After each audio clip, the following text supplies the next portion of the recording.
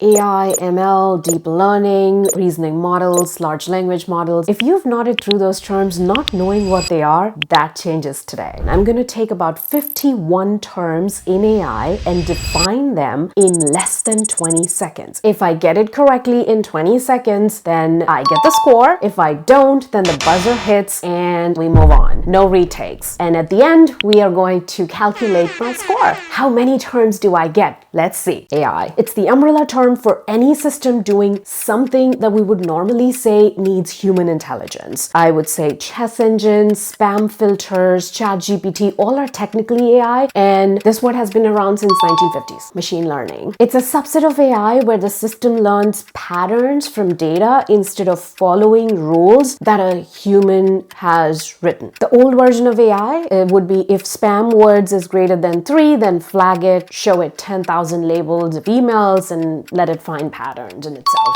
Deep learning, a subset of machine learning that is using neural networks with many stacked layers. That's the deep part, and it's the specific technique that finally made image recognition and language actually work. Large language models, it's a deep learning model technique to predict the next word in a sequence at a large scale. You feed it a text and it will predict the next word. Small language models, it's the same idea but way fewer parameters, millions instead of billions, and it's trained on narrower data. It won't write you a sonnet. It's usually for something very focused like support triage for a fraction of cost and maybe a single GPU. Neural networks, it's a stack of connected mathematical functions that are loosely inspired by the human brain. Think of an assembly line, an input goes in, each station then nudges it a little bit and then predicts some output. There's matrix multiplication going on plus non-linear function. Parameters. It's a dial setting inside the assembly line which is tuned during training. So if we say 70 billion parameters, it means 70 billion dials. More dials usually means more nuanced set of settings. Tokenization. Well, before a model touches your text, it chops it into chunks called tokens. They are not always whole words. So if I say glittering, it could be glitter and then ing, and most tokenizers do this with byte pair encoding. Tokens. Well, whatever chunk comes out of the tokenization, when people quote, let's say X billion tokens, each one maps to a number. That number is all that the model ever sees. Vector embeddings. It's a list of numbers representing a token as coordinates in space. For example, king, queen, they would land closer together while banana would be far away. Hundreds of thousands of dimensions deep, and nobody hand labels any of this. Vector space. It's the map where all those embeddings live. A massive room you can imagine where every word has a spot based on the meaning. The synonyms would be closer to each other and it would be far apart. Gets computed with actual mathematics. Attention mechanism. Well, this is what lets a model figure out which nearby words matter for any ambiguous one. So when we say tasty apple, it pulls meanings towards fruit, apple, and apple's revenue. Mechanically, every token gets a query, key, and value vector, and the model scores how much each token should listen to every other token that is available. Self-attention. The version where every word checks in with every other word in the same sentence, like a group chat. Every message shifts meaning based on every other words in the message, and then defines its relationship and meaning. Transformer. It is the large language model architecture which is running attention, and it runs on repeats. If the LLM is the car, then this is the engine. It processes the whole sequence at once instead of word by word, and that is why it trains so fast. Context window. How much text a model can hold in mind before it starts losing earlier stuff. It's a short-term memory. Basically, a bigger window is a longer document before it forgets a page. It's measured in tokens, not words, and it includes every retrieved document, tool, anything that you're using. Positional encoding. It tells the model where each word sits. So attention alone treats words like a shuffled bag. So positional encoding helps sequence the words in the sequence of where they are in the sentence. Training. Showing the model examples, adjusting parameters until the predictions improve. Practicing free throws, miss, adjust, shoot again, thousands of times, and keep nudging and improving. Pre-training is the first massive phase phase, reading huge amounts of internet text just to learn general patterns from it. General education, before you specialize the model, it's trillions of tokens, tens of millions of dollars. Maybe a dozen companies on earth actually do this from scratch. Self-supervised learning. The model writes its own quiz questions from raw text, no human labels or anything. Hide the last word, ask it to guess. The sentence is both question and answer key. Same masking tricks work for images and audio too. Supervised learning. Humans write labeled question answer pairs directly. They're more precise, more expensive.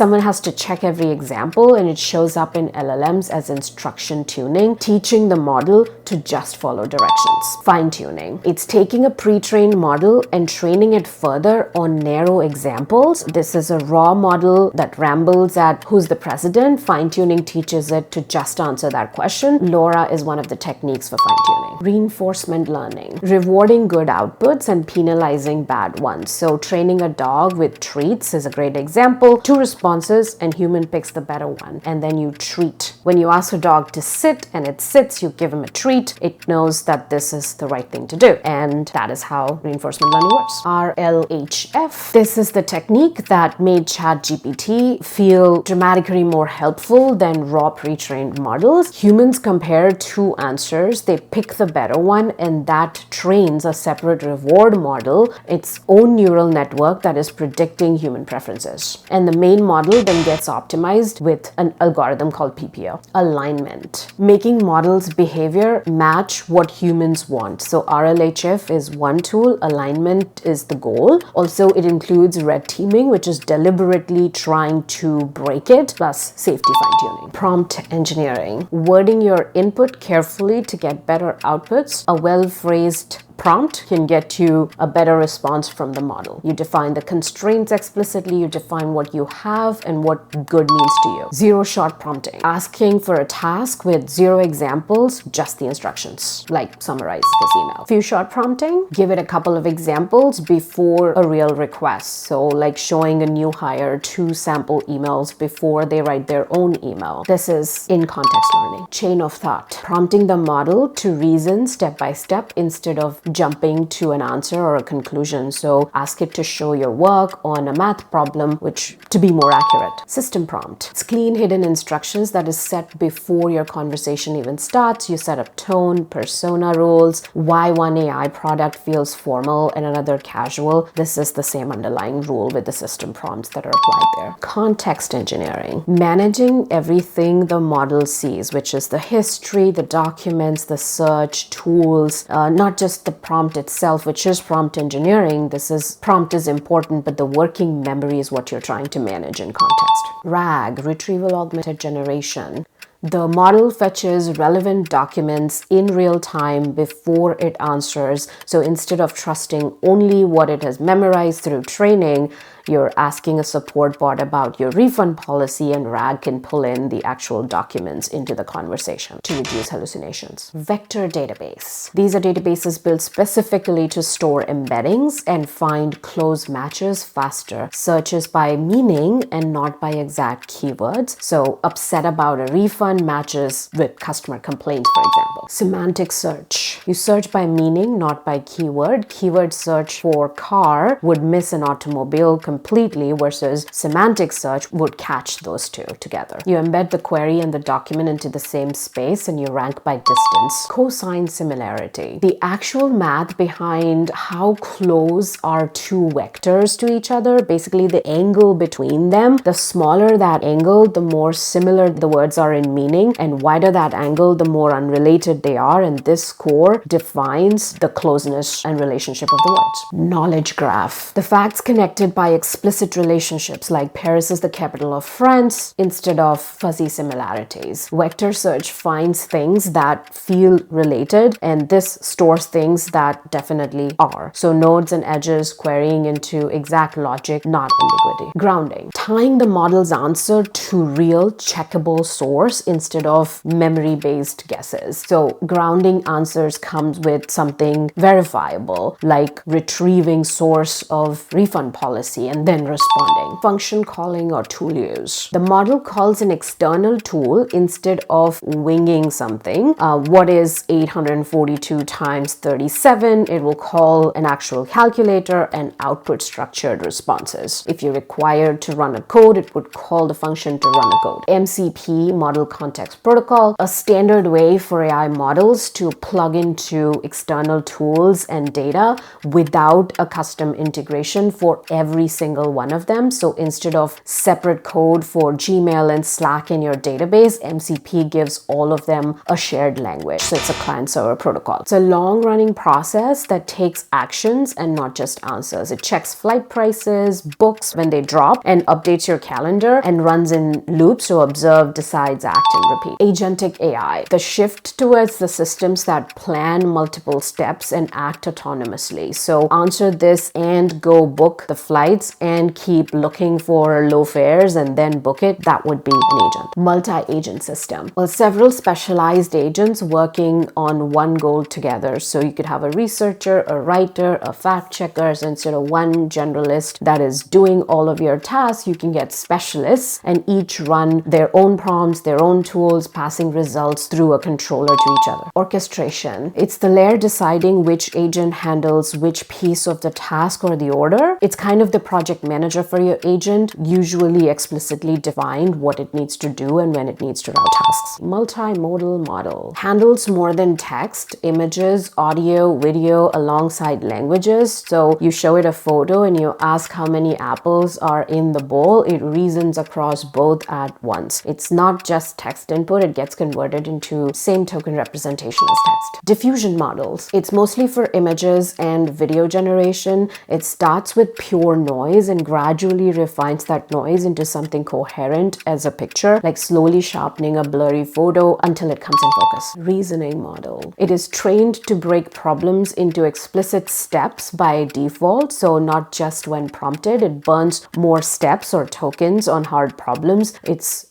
fewer on easy ones automatically. It's trained with reinforcement learning against verifiable outcomes like whether a math answer was correct or not. Mixture of experts, MOE. It's a model architecture which is specialized with experts. Only a few of them activate per query instead of running the whole model, like a hospital routing you to the right specialist instead of every doctor examining you at once. A small router network picks which expert fires per token, so a model can have hundreds of billions of parameters while it's only using a few of them. Distillation. It's training a small student model to copy a bigger teacher model's output, and the student watches how the teacher answers and then adjusts until it is close enough. Quantization. It's dropping the precision of internal numbers like 32-bit down to 8-bit to shrink memory and speed. Loses sliver of precision, almost always worth it because post-training steps doesn't touch how it learned but how it stored. Hallucinations. The model confidently states something which is not true because it is generating the statistically likely next word, which may or may not be